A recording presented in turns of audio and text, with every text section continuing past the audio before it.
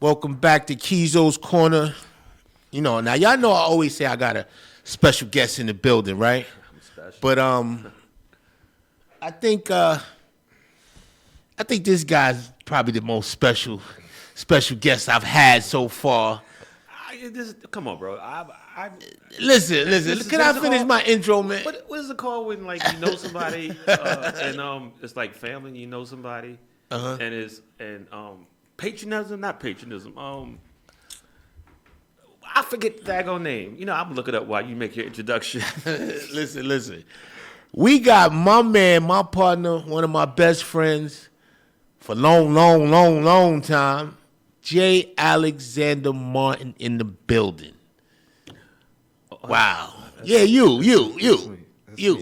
That's me. What's going on, Jay? Man, I'm here. I'm here. Like, this is cool. This is cool. This is a cool little setup. I like this. Thank you for pulling up on me. Finally. I like this. Finally. Is this thing on? Yeah, that thing is on. Finally, in your busy schedule, you finally put it together. Nah, it's cool, yo. You've been trying to get up here for a minute, but this is like our third time trying to reschedule. Actually, I think it's more than that. Yeah, third or fourth time trying to reschedule it. Yeah. I know you got a lot of things going on. Oh man, my plate is runneth over. Runneth over. It's bro. good. Hey, I'm gonna tell you like Jay-Z told me. I prefer to work. Yeah, you know what I'm saying? Because when things slow down, don't complain. You know what I'm saying? Oh no, but not that. You know, I know we've been doing this FUBU thing close to what is it, 32 years now? Yeah. So that's a long time. But what we've done, you and myself, we have pivoted out of the clothing business into the media business. Mm-hmm. Now, I know you got a gang of things going on, and we're going to touch on everything you got going on because, you know, like you said, your cup is runneth over. And you really, really, really got a lot of things on your plate. But let's start with, I know you was discussing with me a few weeks ago, you was talking about, I got a deal with BMG, record deal and publishing deal with BMG. Mm-hmm. Let's jump into that. What does that entail? Well, so basically, the deal's kind of set up where it's most like a joint venture, and BMG actually. So what happens is, in this newfound age of record labels per se, a lot of people either go independent or not, but not many people really going with majors at this point. So now they're really structuring joint venture deals. But with us, it's more of a publishing deal, but then again, we can actually sign artists, and how we can sign artists is through our distribution of our art, of our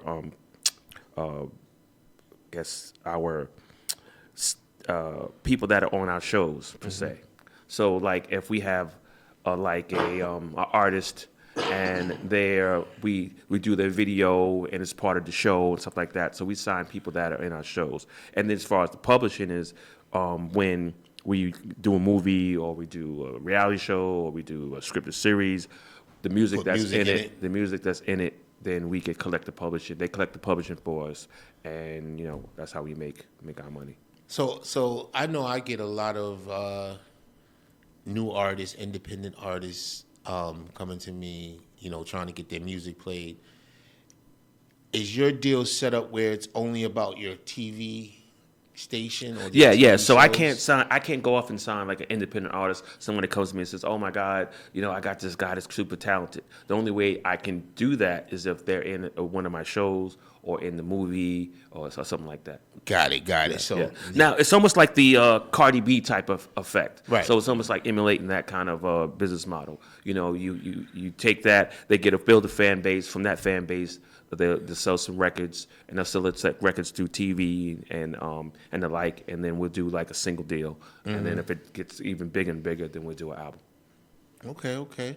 Now you've done this by setting up Force by his network. Tell us about that. I know about it, but let the audience know how long you've been doing it, what you're doing. So I've been doing this since 2005. Okay.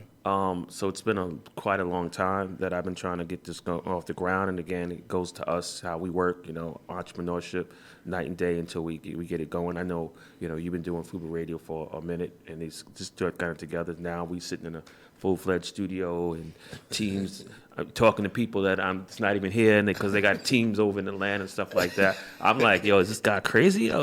There's something went to his head.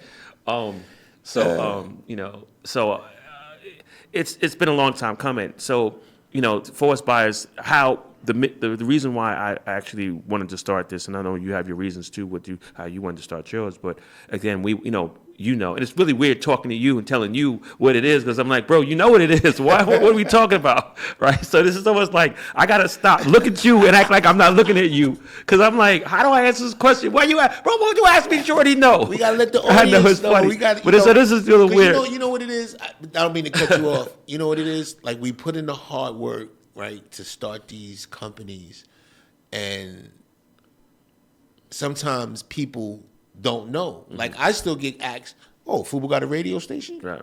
You know what I'm saying? So I'm sure people come to you as well, or I know they come to me and be like, "Who's running that? Don't y'all got a video component or a movie component?" I'm like, "Oh, that's Force Bias Network." I got to explain it to other people. So that's why I'm asking. So I get it. I kind of got it. Yeah, it's not a Don't problem. bust my balls. Nah, I ain't bust your balls. It's just man. weird. It's just weird, yo. It's just weird. So we wanted. How do I say this? It's because of we. But I'm talking in third person to you, and you're sitting here. So, fuck it. We needed, excuse my French, to find an avenue in which we could market the clothing. Right. And because at times, a lot of the brands started, a lot of the companies, manufacturing companies started getting, instead of them wearing our clothes, they started creating their own lines or backing different lines. Mm-hmm. So I was like, well, we running out of videos, stop popping like it used to be. So I was like, well, what's the next thing? It's streaming. So, and streaming actually did come to fruition, and it's almost like basically me. I'm the creative director, so I have to kind of know what's going to happen 8 months later, 9 months later, and what people are going to like. So I figured, streaming was going to be the thing, and that's where everybody's going to start watching and consuming their content. So I'm like, okay, if I can. He who controls media controls the world. Right. So instead of us going out and spending abnormal type of money on marketing and commercials and things like that, I can turn around and own the whole thing. And actually going vertical where we own the whole thing, entire thing, and then we can just put on our commercials if we want, or we can put clothes in the video in the show, or we can put shows up on a movie, and then that way, we don't have to go up to anybody else, pay any artist or pay anybody, because now you're wearing it because you're in the movie. Right. You know what I'm saying? So it was a kind of marketing ploy. Mm-hmm. Or a way to recapture our market share, as far as advertising is concerned. Yeah. No, a lot of people, they don't really understand what it takes to market a brand properly. Right. Sometimes they think, oh, I'll get to the hottest influencer and I'll dress him, and then whoever sees him, it's going to take off. Right. But again, I it's funny. I was speaking yesterday at the New York Queens Public Library. Shout out to Ralph McDaniels. And we were talking about that, and we were just talking about. Shameless plug. I didn't get an invite. I heard about it the day before yesterday. I didn't get an invite, but we'll discuss that after the show. Okay. I'm gonna bust your ass after the show on that one. All right. It is what it is. My bad. You know what's funny about invites? Let's sway that. Because we just gonna kick it anyway. Yeah. But you know what's about invites? The thing about people with saying I didn't invite you. I don't know if am I wrong? Because if you put it out for the world to see, that's an invite. Yeah, if they see it. But like sometimes they don't see it. Like when I was told about it, somebody asked me about it on Wednesday. It's like, are you going to Jay's thing? And I was like, never heard anything about it, but I couldn't go anyway. But I had something else to do. See, when you have friends and people, that I'm running. You don't need a Oh no, They'll say you don't need a super invite. Well, he didn't invite me. You need to call me and invite me. Yeah. No, bro, I don't need. Bro, you know, if all people, you can come. You know what I mean? Yeah. No, I know that. So, but that happens a lot. No, it happens a lot because what happens is the way invites used to go out, it was either a text message or call or email or something like that, right? Or RSVP, email, whatever. And then now social media has grown so much that people were like, oh, well, I got, 100,000 followers. I'm just going to put this on my page and people are going to find out. Yeah, that's if they're tapped in. Like sometimes they're not tapped in. Like people be like, oh, well, you didn't come to my event. I'm like, I didn't know about it. I put it on social media. I'm like, why didn't you just call me or send me a text or, because you're not always tapped into social media. It might be one of those days where you shut social media down and you're not really tapped in that everything is going on and you have nothing, you don't know nothing about it. Yeah, and then I think sometimes, maybe I take it for granted that someone wants to, I don't want to say necessarily support or not support. And I just go, I do what I got to do, and I just leave. Like, I think it's just, I don't know. It's just the business in me. Or maybe I'm just the type of guy that's just a loner. You think? You've been a loner for a long time. I'm just a loner, and I'm just like, yo. I remember one time I saw you walking down the street. I said, Jay, where you going? Going to cigar bar. I'm like, where? Where's the cigar? Right over here. This is my spot. And I'm like, by yourself? He's like, no, I got my people in there, but that's what I'm going. I am very much the type of guy that will pop up, be there, and I'll know everybody, so I'm not worried about nothing, and I know everybody there. But so it's almost like I came there with everybody because I know everybody. Right. You know. But you know what? You and I don't know out of us as far as being as well recognized as we are, we can walk and talk and walk and go anywhere, and we don't have to really be, have to have a whole entourage of people like that. I pop in. Oh wow, he was here. And by the time somebody said I was here, I was gone. Yeah, I did that to the on Ralph McDaniel's birthday. We did homage, and I was by myself, and it was a crazy. I won't say crazy crowd. It was a crowd. It was a nice crowd. That was the last one. The last one. Yeah. But I didn't know this because his birthday actually was yesterday. Yeah. But we gave him no, not yesterday. The day before yesterday. Yeah, we gave him a homage award. Right. Me, Peter Nilsson, Sony, and Shaka. And we gave him a homage award. But it was like when I went in there, I was like, I knew a couple of people. I was surprised because this is the first time that I've been somewhere. Well, no, bro, you knew a lot of people. No, just you. No, I'm telling you. I'm telling you. I'm telling you. No, I'm going to tell you the funny part about it. No disrespect to but again, a lot of these people or people that but they just don't look like. No, they didn't look like. No. This was I bumped into people, and I'm like, who? I need to drink more water. You're looking old. You're looking deflated. No. But for real, this particular event we had did it in collaboration with the place we had it at, and I think it was more of their crowd. I don't know if it was a crowd that Ralph, because I know Ralph put it out too. He put it out on his social media. Oh, so somebody must have threw it for him, and he didn't have any control. We did it for him, but it was a lot of people I didn't know. Right, okay. I knew some people in there. If it was 500 people in there, I might have known 30 people. But everybody's scattered around, so you don't really see nobody. But my thing, I was just going in to support Ralph and be there for him and show him the love that we had for him. Right. Like he showed the love that he had for us back in the day. So I was there, but it was like I was there, and I'm not really a camera hog. Like I got to be in every picture, so I was kind of playing the back. And then the next thing I know, I looked on stage and everybody was taking pictures, and I was like, oh damn, let me get up here. And they're like, Keith, come on, I get up there. And by the time I got up there, they was like, click, click. All right, thank you. I was like, oh, well, maybe I'll get in. Maybe I won't. I'll make the cut. Maybe I'll make the cut. Maybe it's funny, too, because you talk about parties. a few nights ago, shout out to Earn Your Leisure. One of the name escapes me. I'm so sorry, but shout out to them. Rashad. Rashad, his birthday was his 40th birthday. His 40th birthday, and I was like, oh, I remember when I was 40. And Star packed. But I didn't wind up getting there until like 2-ish. Like 2. I didn't get to like 2. It was at shout out to what's it called? Brooklyn Chop House.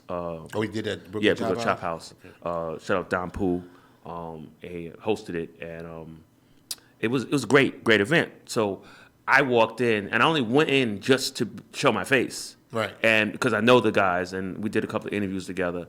And I, of course, I respect their work, and I respect them, changing the game and getting people to be financially literate and bringing people that, to the forefront of our community, to the fold and explaining to us, what to do, hell, we'll do with our money. You know what I mean? Right, or right. It's not even necessarily advisors, because they're not really advisors. They're just, guys that just... They just letting you know. Let's let you know, outs, hey, you just got to just look at what you're doing. I mean, remember, I wrote a book about money, and, so I praise all I was doing. So long story short about the story is that I went there just to show my face and just to be in the cameras. But by the time I got there, a lot of the people had already left. But it still was packed. Still was packed, but a lot of the celebrities had already left. So that I would have been jumped in the pictures with, and I'd have been all over the pictures as well because said I know now it is we like staples to the community, or we like remember back people used to think we were the Beatles, and so right, the Black Beatles, right? But I never answered your question. I'm sorry. What was the question again? I don't know. Oh, okay. You all over the place. Okay, You didn't jump it off topic. Right. No, but listen, you started For Us Buys Network. I know you were working on it years and years before you even launched it. How can people find it? Where can they go? Because I know you said you had a big launch in January. How did that go? No, coming in with bananas. I mean, the thing about streaming, the thing about building something that big, and again, we're FUBU. So we can't do things small. It just doesn't work. Like, we don't know how to do things small because we're just a quintessential black-owned brand that, you look in the, dictionary, it's like, what's a black brand? It just says FUBU, So everything we do is like with giant people. I mean, you look at, Disney / with the Marvel and stuff like that. You look at, Forever 21, or you look at, deals. Look at Puma. We only do gigantic deals, like They if we weren't who we were, they would not be doing a deal. Right. Yeah. So again, once a corporation sees us, it's like, oh my God, that's the biggest box you could ever check. I don't have to do anything else with any other brand, which is kind of bad, but But we are who we are. I mean, if you have that staying power of 30-something years, and clean record at that, we kept it clean. Then people are going to want to come to us and call it out. So I did a deal with a company called Cineverse, which is a publicly traded company, which is one of the largest content holders of movies. Also did a deal with YouTube, a private deal with YouTube, direct deal with YouTube. I also did a deal with Pluto, which is for distribution. And actually, to write on, just the first person that I can tell this to, as far as on air, whatever, we just got contacted by Comcast, and they offered us a channel.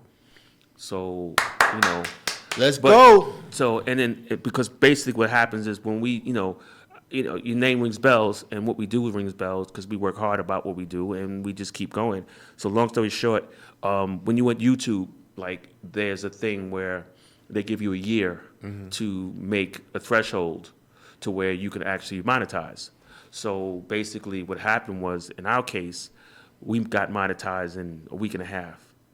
Wow. So basically the threshold is, or the parameters, I should say, are 4,000 subscribers and 28,000 hours of viewing. We got that in a week and a half. Good. So we're already fully monetized. And then with our Cineverse deal, we're on all the OTT platforms, like, where you can find it on Fire Stick, Apple, and the like, and stuff like that. So now I have to make So now I can go, because I know a couple of months ago I was like, yo, I'm trying to download so just go to it. YouTube. Just go to YouTube. Just go to YouTube? Just go to All YouTube. right. Forest Bias, right? But again, now I'm at a threshold of, do I, now that I have this going on the right, let's just say on the right, and then on the left, now I have a strategic decision to make. Do I flip and stop? And then because Comcast is 70% of the country.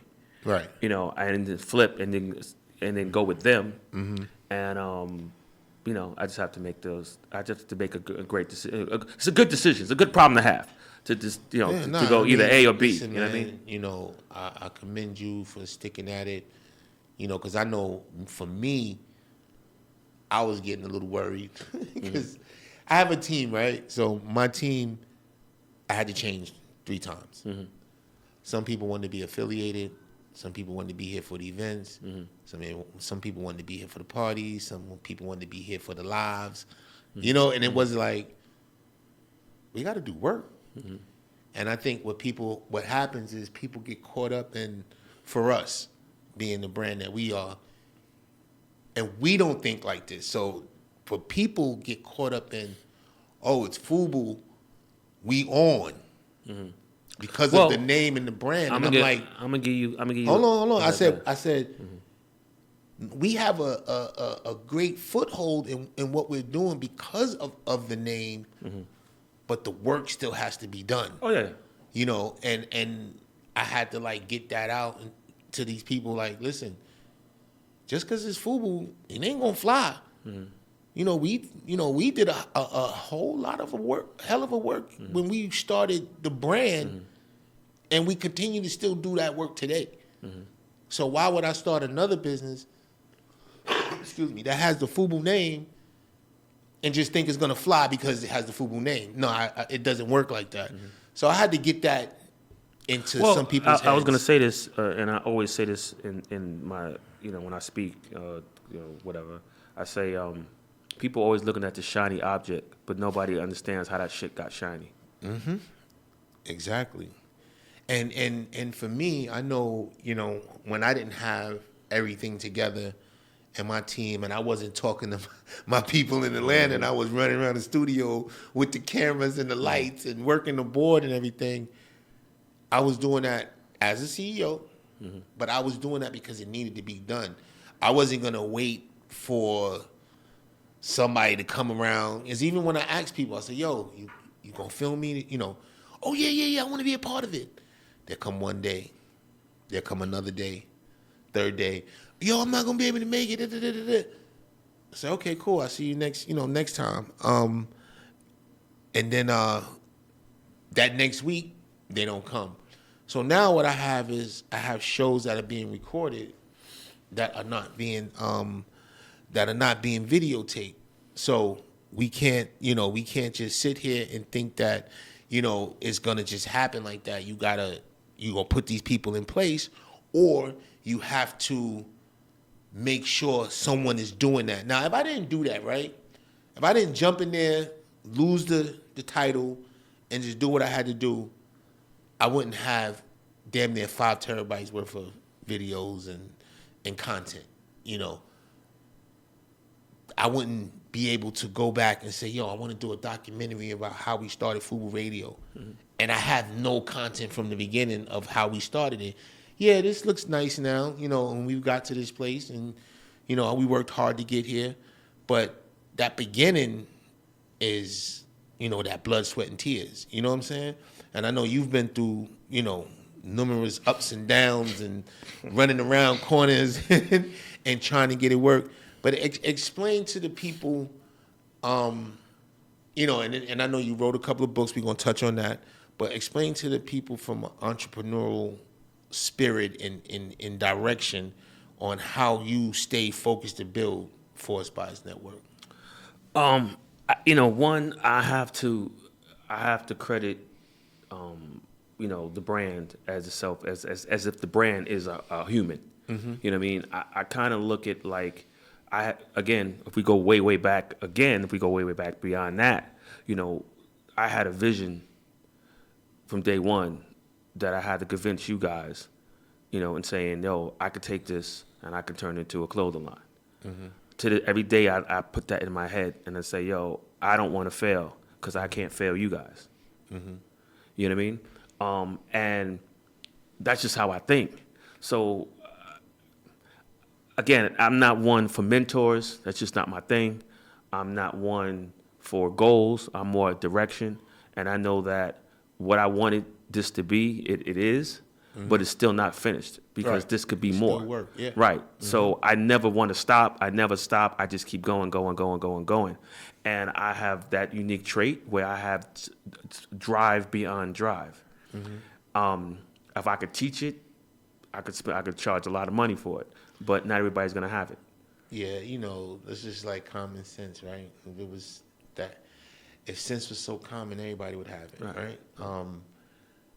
I know for me, in echoing what you did with yours, it was the same thing for me, and I think for me, more or less, it was I want to start something, but not only start something, I want to be as successful at that business. When I started, I want to see it through. A lot of times, and you know, we can attest to this when it happened with FUBU, it was like, yo, when are we going to turn the corner? When are we going to turn the corner? But we knew we had something, and we kept going, you know. I remember a couple of years ago, a person that we both know told me that I should stop. I shouldn't do this. It wasn't a direct line to the money, you know? And I was like, well, you know, you may see it like that. And, you know, there's other opportunities and other situations I could put myself in where I can get straight to the money. But I started this. I have something going. My team believes in me. My team didn't quit on me when I needed them. So they're looking for us to turn the corner. So why would I just say, you know what? That's it. I'm done. Right. First of all, I would be a big disappointment in their eyes. They would look at me totally different from, you know, my character, my personality. They look at me totally different. But second of all, I knew I had something. I just knew it. I was like, yo, if I don't care if the world sees it or not, I know I got something. So if I could just keep going and keep putting in this work and you know, things are going to change. So that was July. That was summer of 22 in July. By the end of September, I had a deal. You know what I'm saying? With my guys, U42. And they believed in me and they came and said, yo, we love what you're doing. We want to be a part of what you're doing. Let's do it, you know? But look how God works. You know what I'm saying? If I would have listened to that person or been influenced by that person, I would have quit or I would have just slacked off. Well, I'm going to throw something out there. So what happens a lot of times, and again, I get approached, you know, hey, what is it to be an entrepreneur, or how should I, you know, I want to start a business, you know, what should I do? And the first thing I'll say is, you know, start. And then I'll say, okay, and then they'll be like, oh, to kind of drop mics type, drop the mic, like, oh my God, that's real simple, you're right, right? And then we'll go in more into talking, if they kind of get it, you know, because sometimes people just don't get it. Yeah. You know, and I just hate when the people were looking for everybody else to do it for them. Well, that's going to happen. That's neither here or there. But what my point I'm trying to make to you is that what'll happen is I love the fact when someone tells me something, because who tells me A is not you can't do this whatever. Yeah. I love that. Like I don't use the word or be like that someone's a hater. Like I be like, oh, that don't matter to me. I don't even look at someone being a hater. I look at it as constructive criticism. So, excuse me. Even you and I had conversations on, of the scalability of this and whatever. But if I'm telling you something, I'm not telling you because I'm telling you that it's not going to. I'm just telling you to look out for ways to make it go A, B, and C. I may be in that practice, I may be in that space, and I may understand some things about that space. But as a friend, I want to make sure you are the best at who you are. You can do the best at what you're trying to do, or you could do the best at whatever you put your mind to.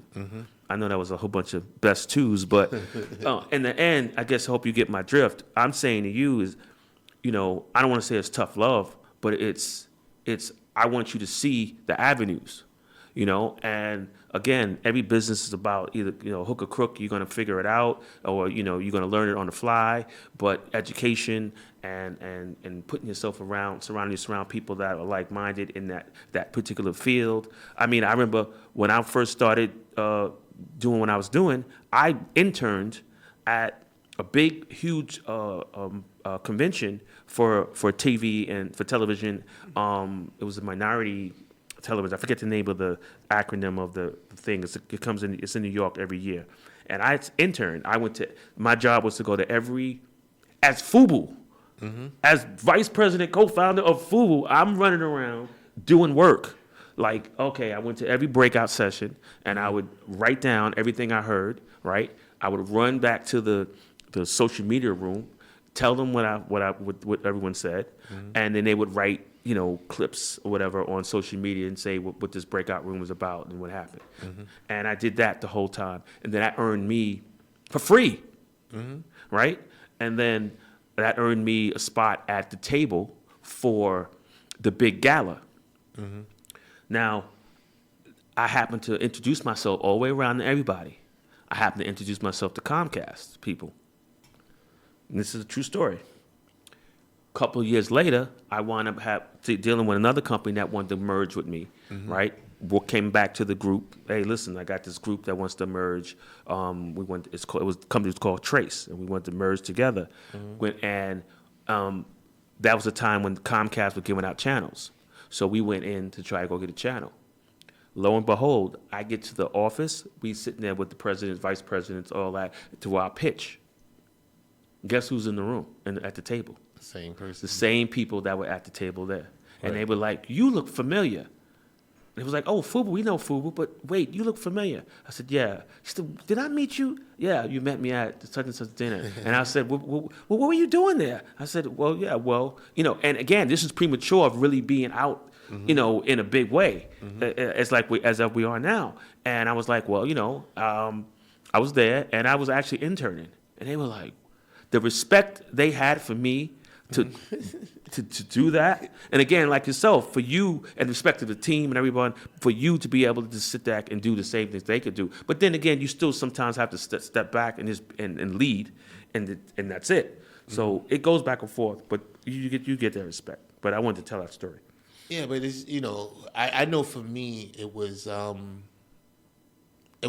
almost took me back to the FUBU days when we were starting everything, and you were running to get fabrics and picking out different things and putting pieces together, and Carl and I was running around delivering and boxing up and folding up, and and then we got the deal, and then we went to the Empire State Building, and we still had the same mentality as if we didn't even get the deal. It was like, all right, I'll deliver, I'll pack up. And it was like, no, we got warehouses. And it was like, all right, well, I need to go to the warehouse to make sure they're doing it right. It was like, wait, hold on.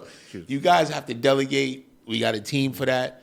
But I know with me, it was just me here running it by myself. My partner was in North Carolina, so I was running the New York leg of it. So everybody was basically, that was the only studio we had at the time. Well, that's called entrepreneurship. Yeah, but because again, if you won't have it, if you're first starting something, you're not gonna have the luxury to have a whole full team to be doing it. And then you're gonna do it, and people are gonna see your drive and your determination on what you're doing, and they're gonna go, I want to be a part of that. Yeah, and then some people be a part of it for a little bit, and some people, because honestly. Next thing I would say about business and entrepreneurship, and they was like, well, what's the hardest thing there is when it comes to business or when it comes to being an entrepreneur? And the average person will say, oh, well, I don't know. They'll say, picking an LLC or maybe the work at work or whatever the answer is going to be. But no one actually says the answer that I say at all. Humbling yourself? Huh? Humbling yourself? No. What? Patience. Oh, yeah. No, you definitely need patience. Patience. That's the epitome. That's the answer. If you don't have patience, if you're an entrepreneur, you don't have patience. Think about how you started. All right, this is not working, but I'm still like, or it's like, oh damn, it's not really where I want to be, but I'm gonna deal with it as it is, or I'm got setbacks until the point where you're learning the whole thing, you're learning everything, and then it's not gonna pop off until you're ready. Until it's time. No, because you can be ready. You can be ready, and it still won't pop. No, you're not ready. You think you're ready. You want to be ready. Someone's like, your back is against the wall. I got to be ready because I got bills to pay. I got to be ready because you're not ready. It's not ready. Yeah, I mean, it's like a slingshot. It's like a slingshot, right? You pull the slingshot back. How far you pull that shit back, and when you let that shit go, how far you go, that's when you're ready. And now you at the point where the slingshot is moving. It's going forward. Yeah. I know for me, it was like being in the situation and showing my people that I don't care if I'm the CEO. Mm-hmm. If I got to run this camera, or if I got to run this board, or if I got to make sure these light batteries don't go out and I got to charge them and make sure whatever I had to do, I did. And I think that's when the bond really formed between the key people in my company, because they was like, well, boss man, he ain't got a problem getting on his knee. He ain't got a problem getting on the floor, taping something up, boxing. He do whatever he got to do to get it done, and that showed him that this is where I want to be. You know what I'm saying? Because if boss man working that hard to get it off the ground, and he ain't really asking a lot from me, let me at least do my part. So I was always like looked upon as like, okay, well, if he gonna do it, I have no choice to do it. You know what I'm saying? So, I mean, granted, we've put in a lot of work and we made a name for ourselves and people believe in the success that we've had and we're still having.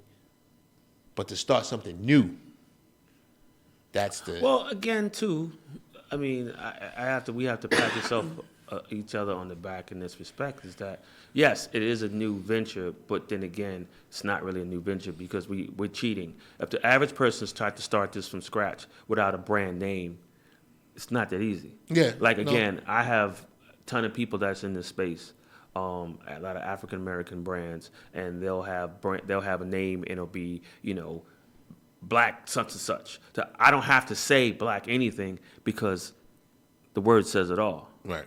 You know what I mean? And we have 30 years of promise, right. 30 years of success, to where a lot of these brands that we come up with are not even here anymore. Right. So you're coming with promise. You're coming with achievements. You're coming with accolades. You're coming with You're coming with something. You're coming with something. So it's not as simple as just what you say is like, oh, well, yeah, whatever. Now, you still got to do the work. Yes, like you said. You still got to do the work. Definitely got to do Still got to do the work. But for instance, if you look at it through social media eyes or through, if you Google eyes, if you Google, right, and you go urban such and such radio, right, FUBU has been Googled millions of times. Millions upon millions upon millions of times. So when you say urban radio or something like that, right, that's going to go to the top. If you put FUBU, it's going to be at the top. So anything else is going to be down 4, 5, 6 pages. So you won't get the visibility. So you by brand name, and that's what happens with brand. And that's why sometimes when I talk to people, I feel it's such disrespect. And you got a T-shirt, and then you talk about this is my brand. You just started. You don't have a brand. You have a T-shirt. You have a T-shirt. Yeah. Yeah. So, we could talk about that all day. Like, that's something that we have a lot of knowledge in. But I want to pivot a little bit because I know you've done a lot of things, and I want to make sure we cover everything while you're here. You've written, what, 3 books now? 3 books, yes. Tell us about that.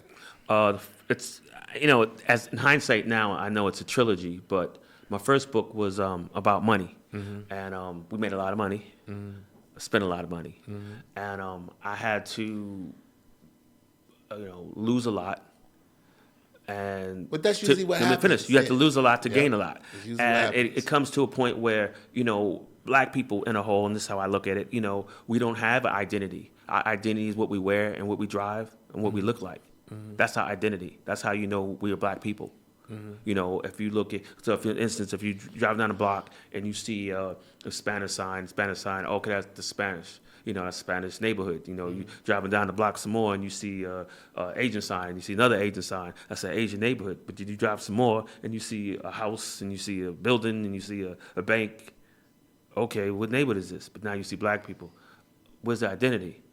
But you see fancy cars, you see this, you see that, Now, okay, we know it's a black neighborhood. So that's our identity, and that's how we do it. So a lot of times, so this book, Money Made Me Crazy, basically I went too much into it as far as marketing. I was marketing myself, showing my work, because that's our worth is on our back. Our worth is what we do. Our worth is the watches we wear and the chains and diamonds and all that stuff. And I put too much energy into that. And I shouldn't have. So what you have to do is understand who you are first to be able to deal with money, your relationship with money. So if you're a spender, then you have to act accordingly. If you're frugal, then you act accordingly. So certain things you have to know, and that's what that first book was about. Second book was about basically FUBU and how you build an empire. How do you start something from scratch and then maintain something for 30 plus years? Right. How do you do it? Like, to be an entrepreneur, what mindset do you have to be an entrepreneur? And that basically explained all that. And my last book, which is For Us By Us, The Strength of For Us By Us, which actually, I might add, went #1 bestseller. I'm sorry, #1 new release and #1 in African American Studies, and on Amazon. Congratulations. Yeah, thank you. And that basically was just the understanding of what and who we are as a people and what we need to do to be a people. I talk about social media and I talk about, our forefathers and things, the people that came before us and how they all collectively came together to help each other. And I think a lot of times people right today are so much into, me, and I did it, and it's all about me, and, what's the word I'm looking for? Selfishness. True. and what's the condition? I forget. I'm sorry. I'm talking too much, but it's a condition that to have narcissistic, and that's what a lot of people are. And I think that if we all just like, for instance, one group, one person, one thing, and I made it, and that's it. I don't care what everybody else. And I think we need to start carrying the ball. And I can always take it back to when we kids, when the grandmother of the neighborhood policed the block, Oh, yeah. and, now it's like, you don't touch my kid, and why are you telling on my kid, or, there's no responsibility or none of that. And I think that we need to all come together and help each other in that light. Now, if you do come to someone and you try to help them, okay, and they're not actually where they're supposed to be, you tell them where you're supposed to be so you can get to that level. Yeah. I can help you, but I can't help you now. But I'll help you try to get to that point to where I can do and assist you in certain situations. So there's levels to it, but it's a great book, and it basically makes people understand what For Us Bias is, and I hope it's going to bring us together as people. I mean, listen, I've always been, that person that if I can help another black man up the ladder, let me reach back and do it. I got that from my boss, who promoted me back in the days from assistant manager to manager, and I was responsible for 10 buildings and 200 apartments and 12 employees, and I'm sitting there like, wow, I'm at 20 years old, and that was the first thing he said. He was like, listen, you've earned it. If you didn't earn it, I wouldn't have given it to you, but if you ever have a chance to reach back and pull somebody else up that ladder, don't hesitate. So I've always had that mentality going forward. Like, I always want to see everybody win. Right, right. I don't want to be the only winner, and everybody else around me is losers. You know what I'm saying? Right. But they my mans in them, and I'm like, you know what I mean? Like, And again, for you, like it's for us. We're doing it for us. and We're not doing it. I'm not doing it for me. Yeah, and then another thing too is like you said, people have narcissistic, desires or ways, and they don't think about everyone. It's always about me, me, me, me, me. But I remember it's a quote Jay-Z has said. He was like, basically, everybody on my team is rich. You know what I'm saying? That's the way to be. Like, if you coming up and you doing something together, it's good when everybody's eating. You know what I'm saying? You don't want nobody to be sitting by. And again, there's levels to that shit. Yeah, right. Definitely. Some may be doing something on their balance sheet may be higher than the other balance sheet, but at least they're doing. Yeah. Not everybody's going to be the same, but at least we're all doing it. I mentioned one thing in an interview recently, and I hate to say it because I don't want anyone to take what I'm saying out of context. But then I like, for instance, the Money Team, right? Great boxer. Everybody knows what I'm talking about, but I'm not going to say the name because I don't want to, make anyone not misunderstand what I'm saying. But I would love, like, we walk around New York. There's like boxing, aerobics type of thing called a place called TKO, right? I would love that for that to be his, and it's all over New York, all over everywhere, because you've done so phenomenal in your sport to where you're the beacon, you're the powerhouse, you're the man, you're all that, right? I would love for you to take what you're doing, and now you're making other people millionaires because you have the power. Not I'm the man. Not saying that he's doing that, but have the thinking, or have to think like, or to have. To want to make sure that I'm putting out businesses. I'm making businesses that I can have other people come in. I'm saying, okay, you know what? You can own that particular place. You can own the franchise. You can own a franchise. Or even sometimes if you give out a franchise, here, you could have this, you could have this. And now you're making people, you're putting money into the economy, you're giving other people business, and you're making more entrepreneurs, and you're making more millionaires. That's how I think even sports people, athletes, sports athletes, I have to say, entertainers, rappers, singers, actors. If you get to a point where you make a whole bunch of money, you need to go back to the hood or whoever and make more millionaires. Not make more employees, make more millionaires. But I get exactly what you're saying, and there was I'm trying to remember exactly who it was. And again, I'm not saying anyone's not doing that. I'm just using that person as a. No, I get you, because what it is I think with us it's like once we make it, we're gone. Yeah. We've been in the hood for so long now. And it don't have to be the hood. It could be wherever. Yeah, wherever. But wherever. I'm just saying, we haven't been there. So once we get there, it's like I'm over here now. Because even with me, and that's why I could go back. I can go back to any one of my hoods, any one of the neighborhoods, whether it's here, out of state, wherever. I can go wherever my people are, and I'm good because I've always been there. You know what I'm saying? Not that I need to go stand on the corner or just hang around, but you come back and you do good things in the community or for the community, they will hold you down. You know what I'm saying? And a lot of people get it, and then they gone. And then they think if they throw a couple of bones or they come back and they do this, that's it. But they're not really touching the people. They're just, dealing with some corporations or some high level people in that area, but they're not with the people. You know what I'm saying? I give you a great scenario. I'm just making this up as we go along, right? Let's say a chef, right? You're successful, you have money, you're whatever, right? A chef. He comes up with he comes up with a chain, a restaurant chain, whatever. Let's call it whatever we call it, and it's steak, whatever, steak chain. I don't care, whatever it is, right? You go in with him, 50%, right? 50-50 partners. You may put the money up, 50-50 partners, and y'all go off, right? Now, and then you do it with franchises where everybody can own their own franchise. Simple as that. But now you've put your person on, right?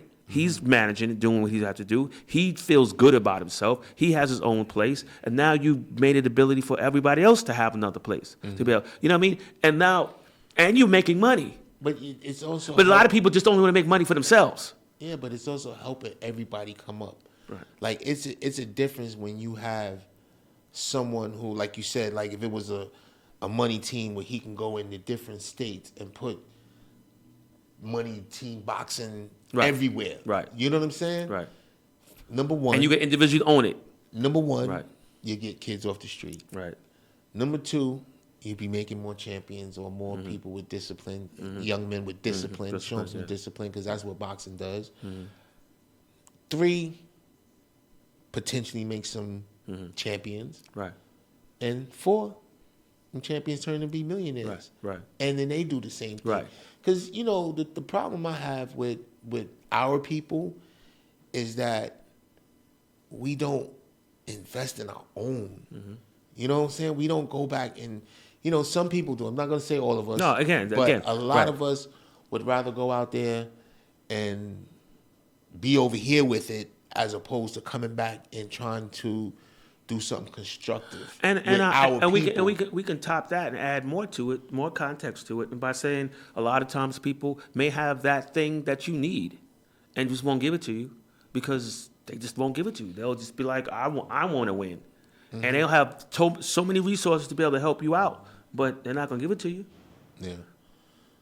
You know, and that goes back to, I knew this was going to turn into a conversation like this. It's crazy.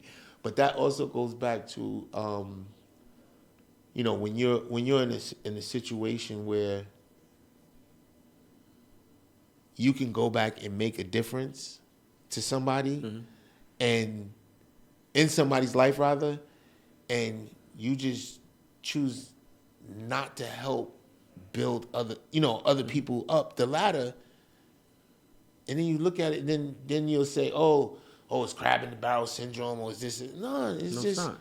We need to go and make sure that we invest in our people, and that as many of us are doing as well as we can, because all that's going to do is going to lift the economy. It's going to lift our economy. Right.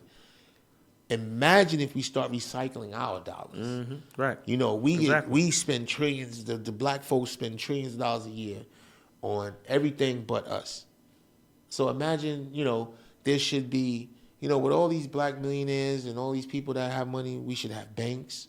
We should have our own banks. We should have our own credit unions. We should have everything. But it's okay for others to have it, but it's not okay for us to have it. Yeah. And as soon as we start getting together to make. But there are a few banks that are. We know. There are a few banks, but a few. Yeah. You know, we've been.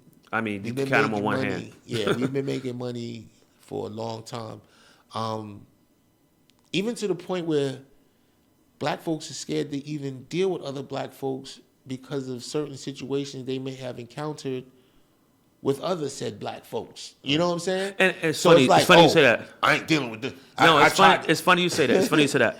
I've been in that situation quite a few times, and someone will come to me and ask me about something and about a person. And this is how I actually answer the question.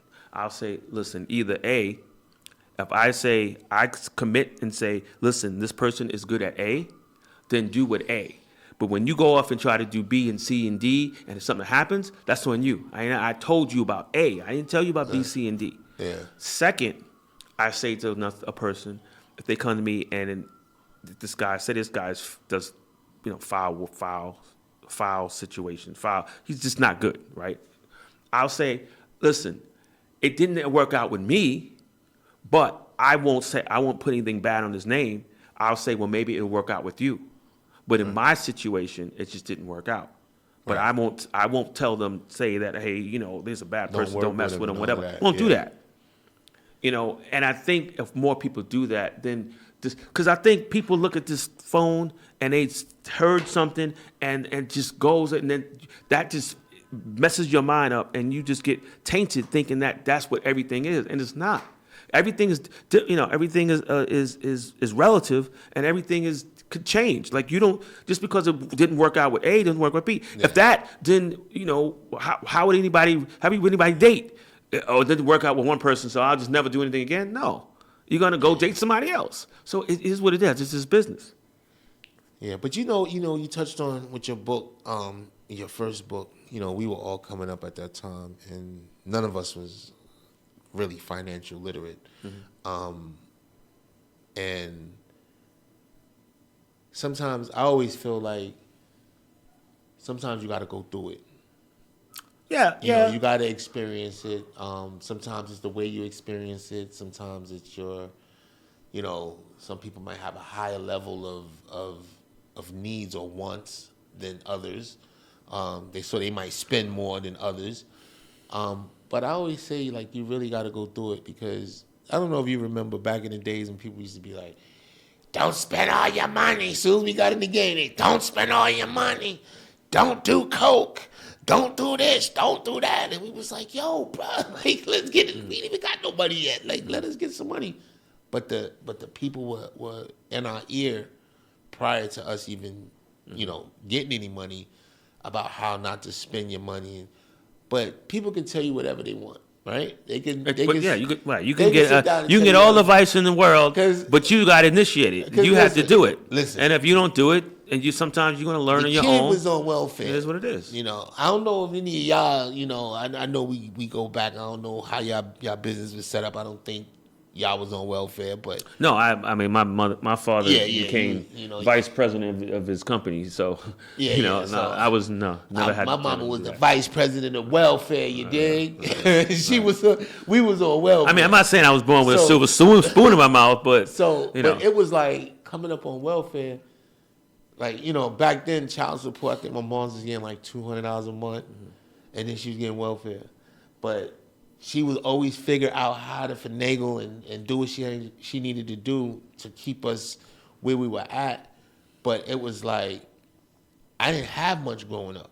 You know what I'm saying? Like, when I got to the point where I was like 12, 13 years old, I didn't ask my mom for the last 4 or 5 years, can I get this? Can I get that? And it was always, no, I ain't got no money. Then I was with other people, and everybody that I was hanging around was 3 to 4 to 5 years older than I was. So it was more of a peer pressure thing because people had things that I wanted, I couldn't get, and I couldn't go home to get it. So what did I do? I turned to stealing and robbing people. You know, I just started doing just to have.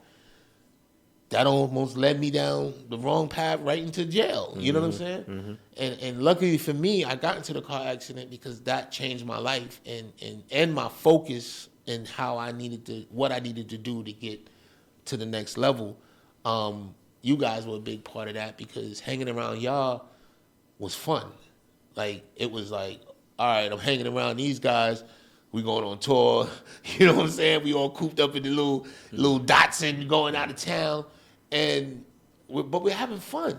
You know, we're all in one room, jumping on the beds, doing crazy shit, but we're having fun. We're out of town. We're doing something that I wasn't privy to growing up. First time I went out of town by myself was with y'all. You know what I'm and saying? again, you having fun without risk. Yeah. So now it's like when I come back to the hood and I'm sitting there looking at guys that are smoking crack or stealing and shooting people and dying and all this other stuff that's going on, I'm like, whoa, I want to go hang out with these guys. We good over here. I ain't got to deal with this stuff over here, and I ain't got to think about it either because we're having fun, and we're having fun that I'm not having over here. So I credit a lot of that to y'all guys too, because I always look back at it like, if I didn't meet y'all, where would I be? Forget FUBU. Forget all of that.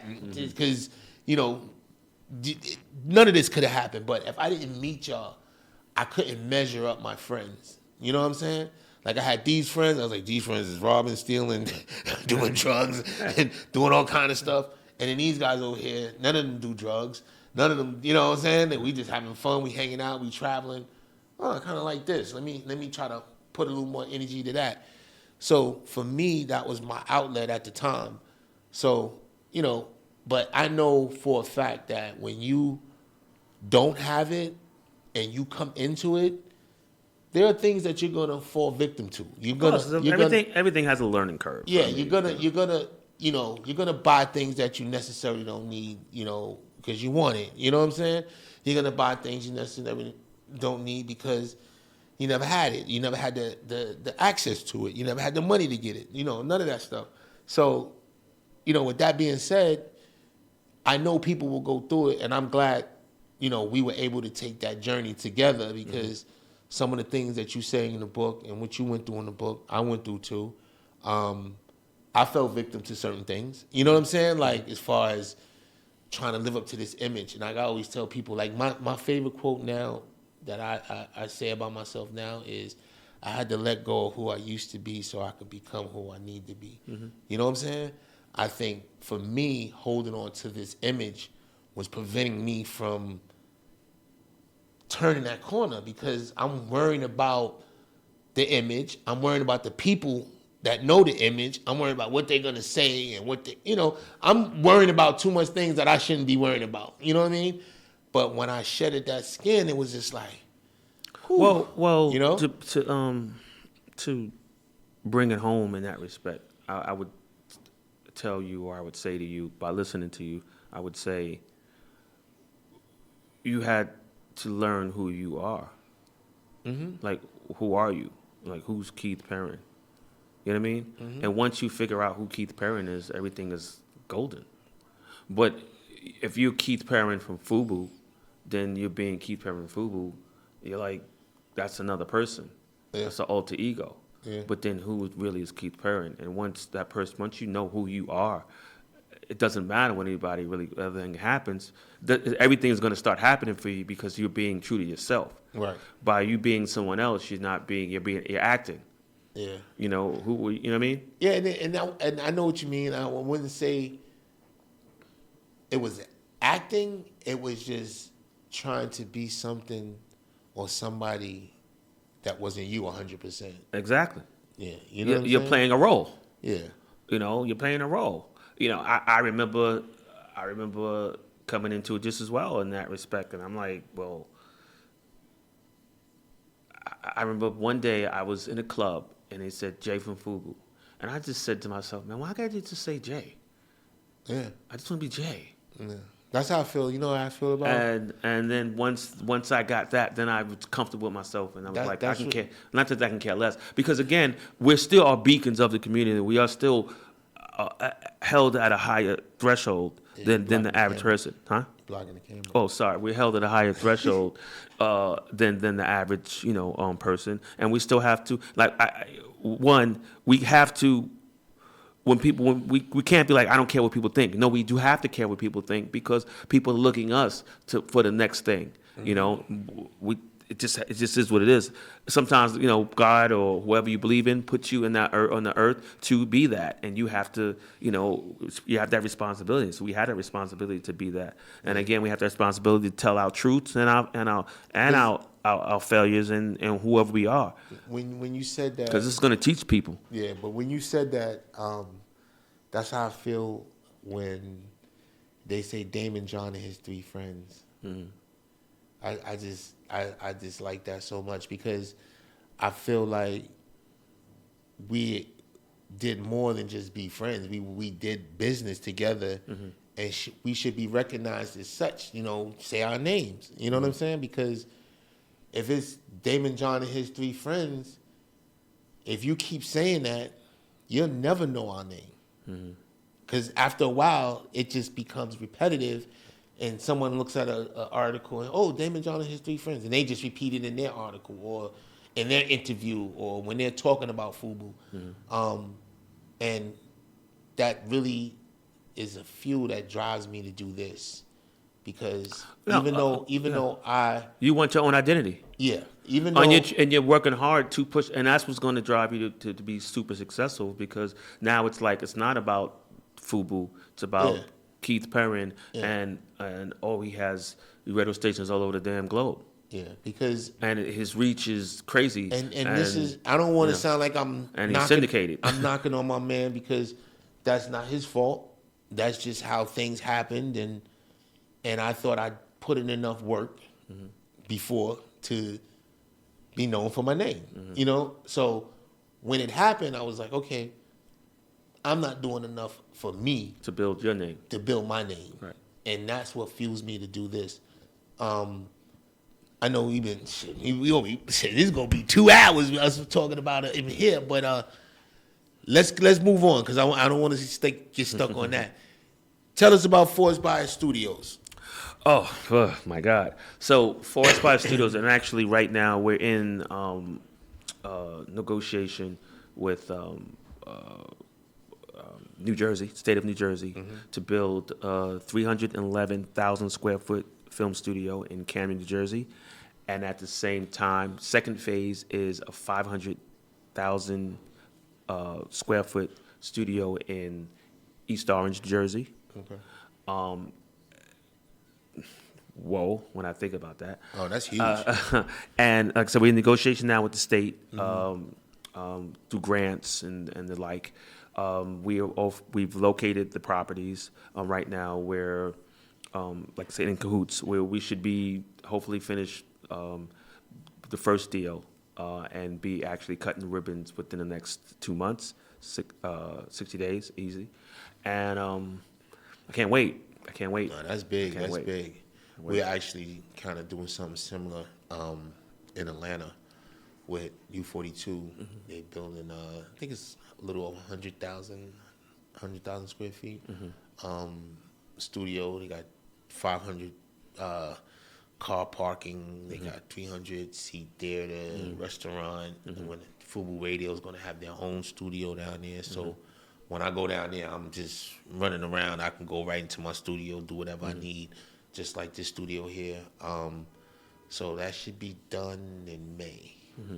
So I'll be going back and forth to Atlanta, visiting Atlanta a little more often and doing, more things down there. It's a creative studio, so people can actually rent out the spots and the different stages to do whatever they're gonna do. So I'm just looking forward to just keep climbing this ladder, man, because when I first got into this, it wasn't something that I love. I like music and I love music, whatever, but radio station was not on my radar. You know what I'm saying? But once I got into it and once I started doing it, I fell in love with it. So, because I know some people say, and I speak about this when I go out and talk, you have to do something you love in order to be successful. And I don't know, it helps. It helps, but it's not necessary. But you are doing something you love. You got groomed into being an entrepreneur, so you are doing something you love. You love the drive of actually building something. Yeah, true. So you are love what you do. True. But when it comes to radio itself, It could have been. Yeah, it could have been anything. It could have been. I would have had the same drive. I don't want to mention anything But- unless you got a sponsor. But you know how it works. Ain't no money around this moment. All right, Listen. let's let you build a FUBU. All right, we'll use that. No, but listen. So I get what you're saying. I get where you're going with it. But my take on it was, I love music. I wasn't really versed in radio and how radio operates. But once I got into it and I got the feel of it and I started doing it, I started to fall in love with it. And then I guess what I really fell in love with was the fact that I can now uplift, empower, encourage, motivate, give information to our people that they can use to build themselves up. So once I felt like I've had that type of power in my hands where I can change people's lives or give them things that can take them to the next level, then I was like, oh, this is pretty dope. Well, I mean, listen, I always like to take things and break it down to the smallest element, and I just say right now, you're a voice. You're the voice. You know, what you say right now, what you say goes out over, millions and millions, out to millions and millions of people. So what you say is gold. Nah, I'm getting better at it. I'm loving it even more. I know. Well, this you know year, what's funny? You know what's funny too? What you just mentioned something about getting better at whatever you're doing. I think a lot of times when you're just true and you're just being real and just being you, and like I said, not putting on a persona and not putting on an act, and it just flows out. Whatever you say and however you say it becomes the personality, becomes what it is, and then go, wow, he's really good. You know, he's just doing what he's doing. You know, but when you try to, like I said, be more than whatever it is, and you're emulating someone else, then you're never really being real. And I think people attach themselves to the person that's just actually that person. And you're gonna have people that's gonna like you, you're gonna have people that are not gonna like it. But what's professional? You're professional. You're professional. I mean, it's a professional board. It's professional mics. It's a professional studio, and it's like it is what it is. So, I'm not gonna let you tell me certain things because I'm gonna tell you no, that's not necessarily true. Yeah, no, I get you. I mean, me and you, we be arguing like two cats and dogs, and then talk about what we eating later tonight. Speaking of eating, I ain't eating all day, but I gotta do something. I know we're gonna wrap up in a minute, but I just got a couple more questions for you. You got your first feature film? Oh yes, coming out in December. Yeah. Well, actually not December. It was. We had marked it for this December. It just passed. December, okay, right. But we're working on the P&A funding for as far as what P&A was really called marketing dollars. We're building that now, and looks like we have to get it out by April, or we're going to miss the window. We have to do it in December again. But most likely, we'll have it out by April. This movie, I can't tell you it yet per se, but I can tell you it's about a rapper. It's a rapper's story, and it's pretty good. And the guy is a boss. I'll just say he's a boss. Okay. And you got a whiskey brand and some coffee coming out? Yeah. So being that we are in this world, where we can actually go out there and market brands, I teamed up with a company to do coffee. I went all the way back to the source, which is Ethiopia. So I have a company that I deal with, which actually gets the coffee beans, and they deal with, because I like a lot of things black owned, as much as I can. Right. Sometimes you can't, but you try to do as much as you can. It's a black owned company, of course, it's from Ethiopia, so there's definitely black. If they ain't black, nothing's black, right? And so I'm doing coffee. I'm doing coffee shops. I'm doing bottled coffees, flavored coffees. It's going to hopefully come to market by next year. Okay. And then I also have a Scotch brand that's coming to fruition. And a lot of people don't know there's a lot of black people in Scotland, and there's a clan that's black in Scotland. So I went and I didn't go to Scotland, but I hooked up with a Scottish brand, and I'm making the first Scottish black whiskey, Scotch whiskey. Okay. So listen, man, I appreciate you finally getting your black ass down here and sitting with me, man. I enjoyed this, man. I knew this we going on that way over an hour, but I appreciate you coming down here, jumping on the Keeyzo Corner Show. I wish you all the best. Anytime likewise, you got brother. anything Likewise, you got to promote, Likewise. When you get your little side chicks in LA. I know your side chicks in New York. I don't know. We got enough chairs. Come fill up a couple of seats and talk to your boy. You know what I'm saying? Yeah. And actually, let me tell you this. So side chicks on the platform is number 1. And it's doing very well. It's funny. I got a lot of flack for that show. But like anything, people are going to talk about it, but then after a while, they're going to love it. They're going to check it out. And they're going to check it out, and they love it. Nah, so I see it. I don't even want to see it. Like, I seen it, and I was like, nah, I want to see it. I want to see the episode. I don't want to start watching a whole bunch of shorts and promos. No, it's no. We're going to, the 6th episode is out. Okay, so I gotta go check it out because yes. Again, you go to been YouTube. knee deep in this YouTube. work. Go to YouTube. Force Bias Network. No, YouTube I got page. it. I got it already pulled or up. or I on pulled, Cineverse. Yeah, I and pulled you it can up check the out. other day, and I was looking at it. I was like, I was trying to watch it, but I couldn't get into it because my phone kept ringing. So I was like, nah, I'll get to it. Well, there's one episode I want to say the last week's episode. A lot of women really should watch because basically it's talking about how not necessarily how to get a baller, but if you have a man that has a good means, right? It's how to deal with him, how to talk to him. Because a lot of times women, they get there and be like, okay, I want this, I want that. Like I want a business. So she's breaking it down and saying, you can't just tell a man you want a business. Okay, and you haven't done the homework. Like you go, listen, babe, I went off and I got the numbers, I got this, I did this, and I just need such and such. Oh, really? Oh, cool. Then he's going to do something, but not just because you're a woman. You need to just give me money. No, it's not how it works. And she's breaking it down to the point where one of the girls crying, and it's really really good. So last week's episode was great. I got to check it out. But let people know where they can find you and where they can find, your platform and all your shows and whatnot. So again, either you can go to my website,jalexandermartin.com. You can find all my Instagram, my LinkedIn. And again, a lot of times I say LinkedIn, and a lot of people never say anything like that. The only thing about it is Instagram. But I think about LinkedIn because I'm an entrepreneur in business. So yeah, me too. I think a lot of people need to start. I'm posting start talking more LinkedIn. Yeah. And shout out to LinkedIn. They're gonna have to give me a check, for that. But so that or you go out on forcebias.com. We have a lot of information, of course, about the brand. Or go to Instagram, Force Bias Network. We're there. All right. All right. Well, Cineverse, YouTube. We gonna keep this FUBU train moving. Shout out to Force Bias Network.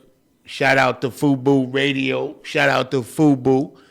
And I think we got Hotel FUBU coming up next. So, we're gonna keep it pushing. But actually, to mention, I do have a deal. I have so much land that I can actually build a hotel there. And I have a deal. Let's talk about it. Let's talk about it. I was gonna.